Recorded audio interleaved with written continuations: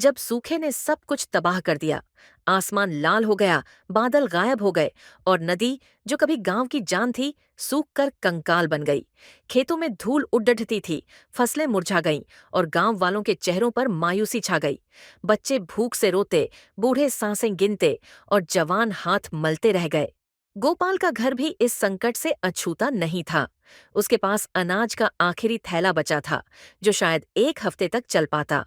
उसकी पत्नी राधा, जिसके हाथों में कभी चूल्हे की आग ठंडी नहीं पड़ती थी, उस दिन आंखों में आंसू ली बोली, गोपाल, अब क्या होगा? बच्चों ने 2 दिन से पेट भर खाना नहीं खाया। हमारे पास कुछ नहीं बचा।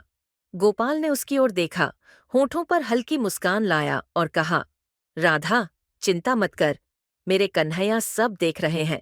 वो कभी अपने भक्त को अकेला नहीं छोड़ते।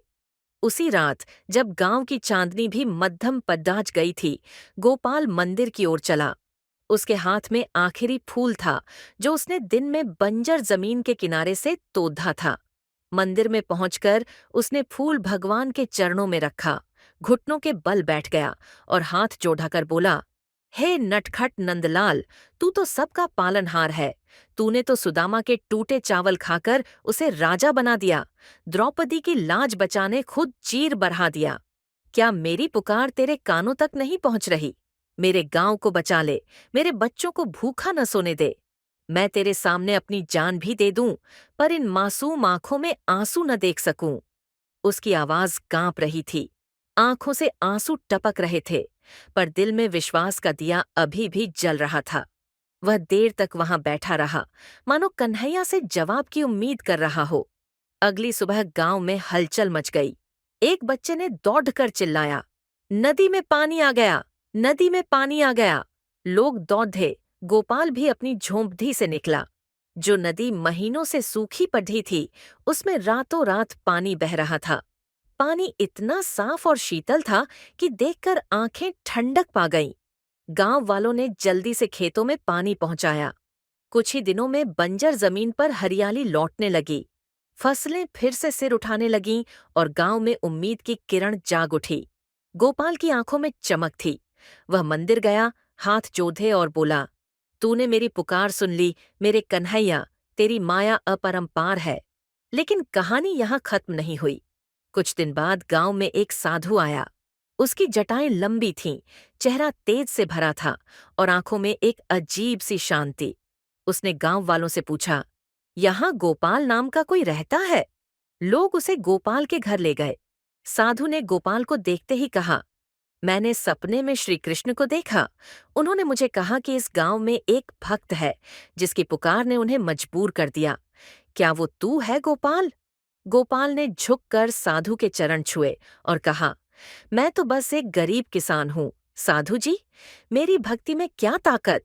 जो कुछ हुआ वो मेरे कन्हैया की कृपा है। साधु ने मुस्कुराते हुए एक थैली गोपाल की ओर बढ़ाई। उसमें चांदी के सिक्के थे। साधु बोला, यह तेरे लिए नहीं, तेरे गांव के लिए है।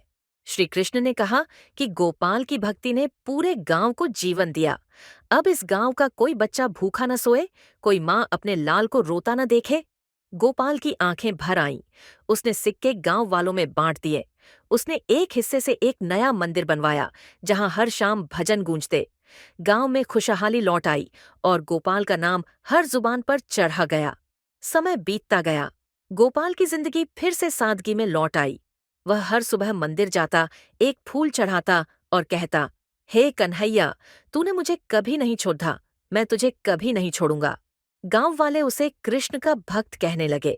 उसकी कहानी दूर दूर तक फैली और लोग दूर दूर से आते, सिर्फ उसकी भक्ति की एक झलक पाने के लिए। एक दिन, जब गोपाल बूढ़ा हो चुका था, वह मंदिर में बैठा था। उसकी आंखें कमजोर हो चुकी थीं, हाथ कांपते थे, पर होठों पर वही मुस्कान थी। उसने कन्हैया की मूर्ति की ओर देखा और धीरे से कहा, मेरे नटखट नंदलाल, अब मुझे अपनी शरण में ले ले।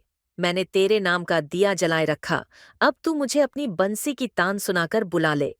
उसी रात गोपाल नींद में चला गया, शांत, संतुष्ट और अपने कन्हैया के चरणों में। गांव वालों ने उसे मंदिर के पास ही समाधि दी। आज भी उस मंदिर में लोग जाते हैं, फूल चढ़ाते हैं और गोपाल की कहानी सुनते हैं।